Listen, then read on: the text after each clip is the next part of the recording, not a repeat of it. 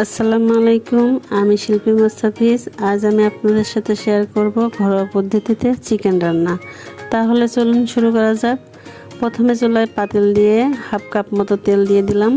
তেল গরম হলে তাতে পেঁয়াজ কুচি, কাঁচামরিচ, তেজপাতা, দারুচিনি, এলাচ, লবঙ্গ, গোলমরিচ, জায়ফল, জয়ত্রী, আস্ত জিরা দিয়ে পেঁয়াজটাকে কালার চেঞ্জ না হওয়া পর্যন্ত ভাজতে হবে।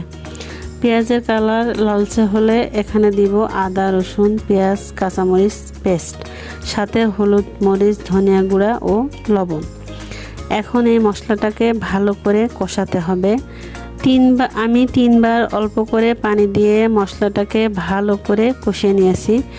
আমি রান্নাতে সবসময় গরম পানি ইউজ করি, এতে রান্নার কালার ঠিক থাকে এবং টেস্ট ভালো হয়।